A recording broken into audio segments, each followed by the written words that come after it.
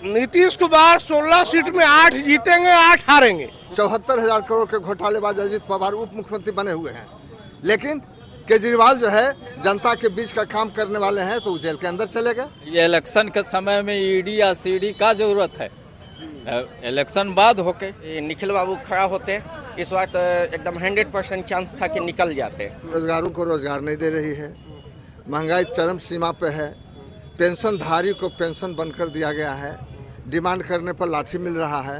नीतीश का जहां पार्टी खड़ा होगा ना 100% हारेगा। दोस्तों नमस्कार, जनमत अखाड़ा में आपका स्वागत है। जनमत अखाड़ा देश का सर्वश्रेष्ठ डिबेट चैनल है, जहां पर हम बात करते हैं, जनता के मुद्दे उठाते हैं, न पक्ष न विपक्ष, बिल्कुल निष्पक्ष तरीके से। और लोकतंत्र का महापर्व शुरू होने वाला है, जनता जो है उसमें डुबकी लगाने वाली है।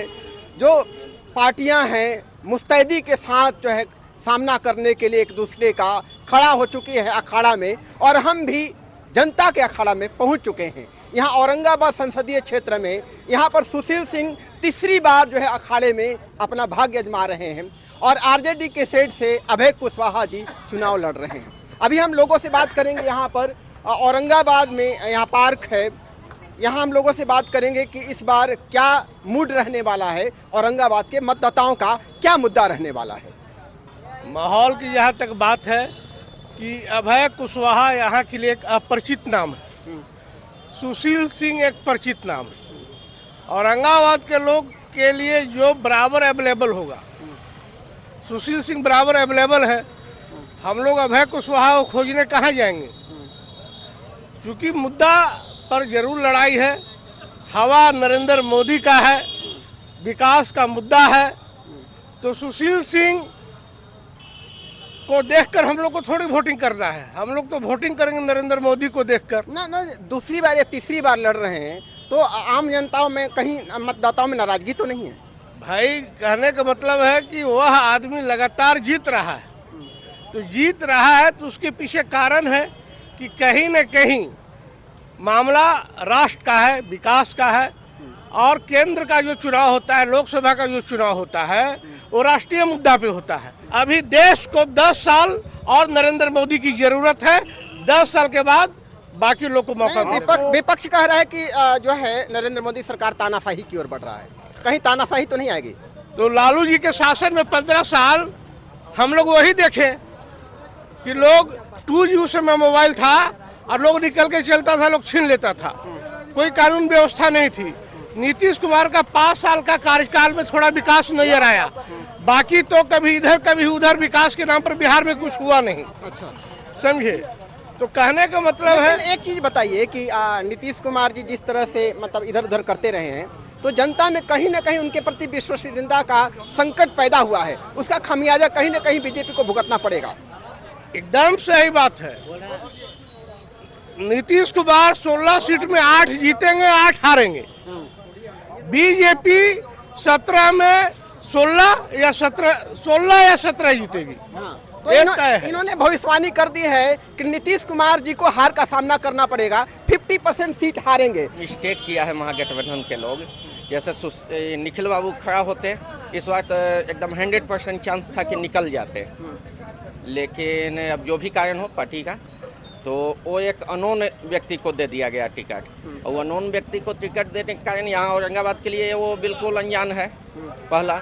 दूसरा कि जो निखिल बाबू का एक छवि यहाँ बना हुआ था, एक सहानुभूति भी उनके प्रति था, पार्टी का भी था, तो ये सब वजह से था कि निखिल बाबू निकलते, लेकिन अब निखिल बाबू को नहीं मिला, तो निश्चित है कि सुशील बाबू निकल ही जाएंगे। सुशील सिंह के बारे में ये तीसरी बार चुनाव लड़ रहे हैं, कहीं जनता में नाराजगी तो नहीं? हाँ, बिल्कुल नाराजगी थी, लेकिन अब है कि जैसा लोग बता रहे हैं कि सुशील बाबू निकलेंगे, इस वजह से जो निखिल बाबू का टिकट कटा। अब कांग्रेस के भी लोग थे, बहुत से लोग ऐसे हैं जिनसे बातचीत हुई, तो उन लोग कहे कि अब निखिल बाबू का नहीं मिला तो हम लोग तो मजबूरी में दे देंगे सुशील बाबू को। इस तरह का सुनने में आ रहा है लोग से। मोदी के नाम पर भी वोट पड़ेगा? हाँ, वो तो है ही, मोदी फैक्टर तो है ही, वो तो होता है। बात हो रही थी कि जो अभी भ्रष्टाचार का मुद्दा अभी सेंट्रल लेवल पर चल रहा है, तो लोग भाजपा के लोग कह रहे हैं या सपोर्टर कर रहे हैं कि सारे भ्रष्टाचारी विपक्ष में है, इसमें कितनी सच्चाई है? नहीं, सारे लोग भ्रष्टाचारी थोड़े हैं, जिसको जहाँ सूट होता है वही भ्रष्टाचारी लोग कहता है ना। वैसा थोड़ा विपक्ष में सब भ्रष्टाचारी है ना। इस तरह ईडी की कार्रवाई हो रही है हाँ, ईडी के और जो ईडी जो चंदा दे रहा है बीजेपी को हाँ। या फिर बीजेपी के पाले में आ जा रहा है, वो तो भ्रष्टाचार से मुक्त हो जा रहा है। हाँ, तो ये नहीं होना चाहिए। ईडी जो है सीडी दिखाकर विपक्ष को आतंक कर रहा है ना। ऐसा नहीं होना चाहिए ना। ये इलेक्शन के समय में ईडी या सीडी का जरूरत है, इलेक्शन बाद होके। तो मैंने उसको दूसरी बात है, नीतीश कुमार जो है पलटू राम जिसको नाम है, समझे ना। पलटू राम 36 कॉलेज के 86 से लेकर अब तक जो है समस्या खुद बने हुए, कभी हाई कोर्ट फंसाते हैं, कभी सुप्रीम कोर्ट फंसा रहे हैं, और बेचारा 5000 एम्प्लॉय मर गया। ये कौन दोषी है? सबसे बड़ा नीतीश कुमार दोष है, जो है ना वेतन बंद काम करके या वेतन नहीं देना।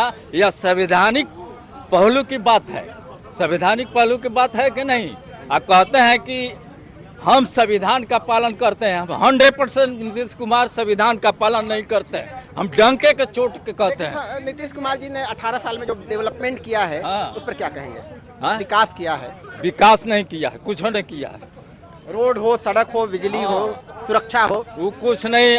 विकास किया ठीक है, विकास के अंदर अफसरशाही हुआ है, अफसर ने लूटा है इनके नाम पर। तो लोकसभा चुनाव पर इसका असर पड़ेगा नीतीश कुमार पे? पड़ेगा, 100% पड़ेगा।